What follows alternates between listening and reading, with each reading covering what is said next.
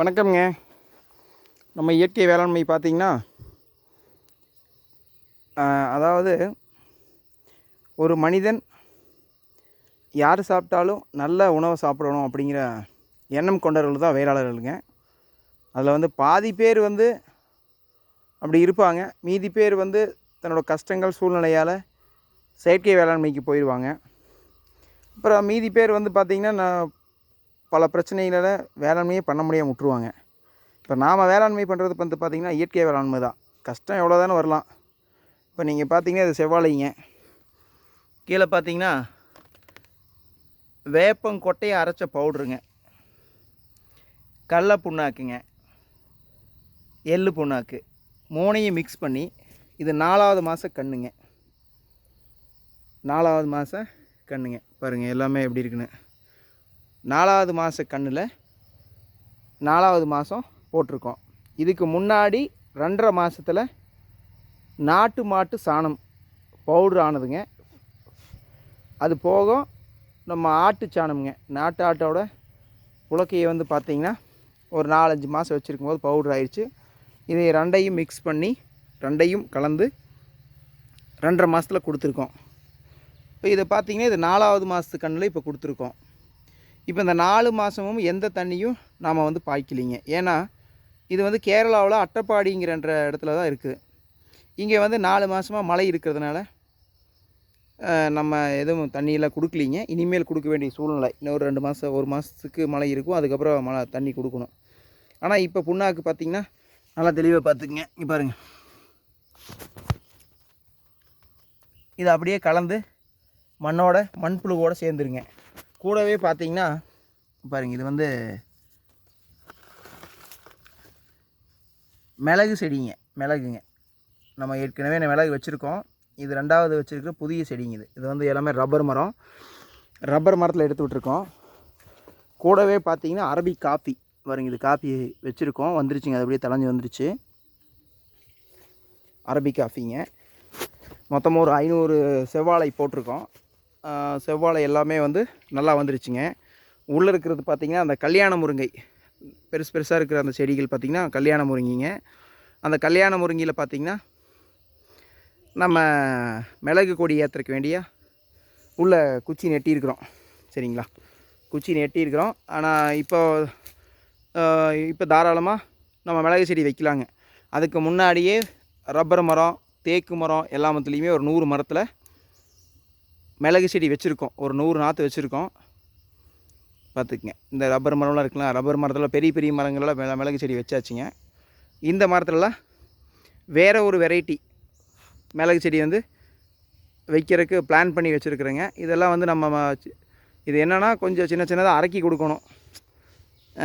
அப்போ தான் வந்து வருஷத்துக்கு 2 ட்ரிப் இது வெட்டணுங்க. நம்ம இயற்கையாக வேளாண்மை பண்ணால் எல்லாமே வந்து நிச்சயமாக இந்த மனிதர்கள் வந்து நோய் நொடியுற்று வாழ்வார்கள். ஒரு வேளாளனோட முதல் கடமை வந்து தன் மக்கள் வந்து தன் குடி வந்து நல்லா இருக்கணும், தன்னோட மக்கள் நல்லா இருக்கணும் அப்படிங்கிறதா வேளாளனோட ஒரு முதல் நினைப்பே அப்படி தான் இருக்குங்க. ஆனால் இன்றைக்கி இருக்கிற வேளாளர்கள் வந்து பார்த்திங்கன்னா அவங்களால முடியல. இங்கே எல்லாமே ஆடம்பர வாழ்க்கையில் போயிடுச்சு. அப்போது ஆடம்பர வாழ்க்கையில் போகும்போது என்ன நடக்குதுன்னா, அவங்களால இயற்கை வேளாண்மைக்கு திரும்ப முடியல. திரும்பணும் அப்படின்னா பல மடங்கு செலவு பண்ண வேண்டியது வரும். அதையே மண்ணை திருப்பி மறுபடியும் மாற்றணும் அப்படின்னா அவங்களுக்கு செலவுக்கு பணம் இல்லாமல் திண்டாட வேண்டிய சூழ்நிலை வரும். அந்த இயற்கை வேளாண்மைக்கு மக்கள் ஒத்துழைப்பு கொடுக்கணும். அதாவது நம்ம நேரடியாக சந்தைப்படுத்தினா அதை வந்து மக்கள் வாங்குறதுக்கு தயாராக இருக்கணும். அப்படி தயாராக இருக்கும் மக்கள் இருந்தால் நிச்சயமாக வந்து இயற்கை வேளாண்மைக்கு எல்லா வேளாளர்களும் எல்லா விவசாயிகளும் மாறிடுவாங்க. அதுதான் உண்மை. இது எந்த மாற்று கருத்தும் கிடையாதுங்க. 1000 கண்டுபிடிப்புகள் வரலாம், கம்ப்யூட்டர் வரலாம், என்ன வேணாலும் வரலாங்க. ஆனால் உணவு அப்படிங்கிற ஒரு பொருளை கண்டுபிடிக்கிறதுக்கு இந்த உலகத்தில் மனுஷனை தவிர வேறு யாராலும் பண்ண முடியாதுங்க. நீங்கள் ரோபோ வரலாம், என்ன வேணாலும் வரலாங்க, எது வேணாலும் வரலாம். அதனால் வந்து உணவை தயார் பண்ண முடியாது, உணவை உற்பத்தி பண்ண முடியாதுங்க. மண் வளமாக இருந்தால் தான் மனிதர்களும் மக்களும் நல்லா வாழ்வாங்க. மண்ணே வளம் இல்லைங்கும் போது நீங்கள் என்ன தான் கண்டுபிடிச்சாலும் சரி, நீங்கள் கண்டுபிடிக்கிறதுக்கு முக்கியத்துவமும் நடிகர்களுக்கு முக்கியத்துவம் கொடுக்குறதுனால என்ன பண்ணுறாங்கன்னா இப்போ நீங்கள் ஒரு தேட்டரில் போய் ஒரு முந்நூறுரூவா 200 டிக்கெட் கொடுத்து வாங்குறதுக்கு தயங்காமல் வாங்குறீங்க, பாக்ஸ் ஆஃபீஸில் புக் பண்ணுறீங்க, எல்லாம் பண்ணுறீங்க. ஒரு வேளாளன் தன்னுடைய விளை பொருட்களை கொண்டு வந்து விற்கும்போது பேரம் பேசி 20 ரூபாய்க்கு கொடு, 30 ரூபாய்க்கு கொடு, 10 ரூபாய்க்கு கொடுன்னு பேரம் பேசுகிறீங்க. அதாவது உங்கள் உடலுக்கு நல்ல உணவை கொடுக்கும்போது பேரம் பேசாதீங்க. அப்படி பேசுனீங்கன்னா அடுத்த ட்ரிப்பு வரும்போது அது செயற்கை உணவாக இருக்கும். அதுக்கப்புறம் நீங்கள் மருத்துவமனைக்கு கொண்டு போய், இன்றைக்கி மருத்துவமனைகள் வந்து சிற்றூர்கள் முதல் 4 மருத்துவமனை 3 மருத்துவமனை வர்ற காரணம் நீங்கள் மக்கள் செஞ்ச தவறு தான். பார்த்துக்கங்க, கல்யாண முருங்கை இதுதானுங்க. இப்போ இதில் வந்து மிளகு செடி வச்சுருக்கோம், ஒரு சில இதில் வைக்கலைங்க, அதில் வச்சுருக்குறோம். ஒரு 2 to 3 வருஷம் ஆயிருங்க. அப்போ இந்த 3 வருஷத்து வரைக்கும் நம்ம இதுக்கு உண்டான வேலைகளை செஞ்சுட்டு தான் இருக்கணும். ஏன்னா அதை சுற்றியும் காடு ஏறாமல் பார்த்துக்கணும், புல் ஏறாமல் பார்த்துக்கணுங்க. அப்பப்போ வந்து கட்டி கொடுக்கணும், அப்பப்போ கட்டி கொடுத்து மேலே ஏறுற வரைக்கும் கவனமாக பார்த்துக்கணும். மரம் பெருசாகணும், இது எல்லாமே நம்ம கவனமாக பார்த்துக்கணும். உள்ள புல் வெட்டணும், எல்லா வேலையும் நம்ம பண்ணணுங்க. சரிங்களா? வேளாண்மையை பொறுத்தளவுக்கு நீங்கள் வந்து, அதாவது நீங்கள் ஈஸியாக சொல்லிடலாம், ஆனால் இங்கே வந்து பார்த்தீங்கன்னா தான் அதோட கஷ்டமும் கடினங்களும் தெரியும். எல்லா இடத்துலையும் ஒரு மாதிரி இருக்காதுங்க. அதாவது மலை சார்ந்த இடங்களில் ஒரு டைப்பான வேளாண்மை இருக்கும், சமவெளி பகுதியில் ஒரு வேளாண்மை இருக்கும். இங்கே காய்கறிகள் போட முடியாதுங்க, ஏன்னா அதிகமாக உற்பத்தி பண்ண முடியாது. இங்கே வந்து 6 மாதம் மழை பெய்யறனால உற்பத்தி பண்ண முடியாதுங்க. சரிங்களா? அதனால் நம்ம இப்போ 4வது மாதம் ஆச்சுங்க. நம்ம ஒவ்வொரு மாதத்துக்கும் இந்த செவ்வாழையோட முழு இதையும் நம்ம கொடுக்குறோமுங்க, காணொலியாக கொடுக்குறோம். நீங்கள் பாருங்கள்.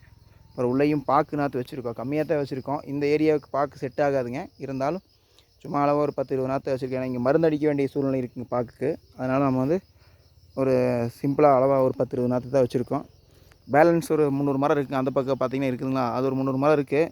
எல்லாமே மருந்து அடிக்கிறதுனால அங்கே மருந்தே அடிக்கக்கூடாதுன்னு சொல்லி வரட்டுன்னு விட்டுட்டுங்க. சரிங்களா? நன்றிங்க, வணக்கம்.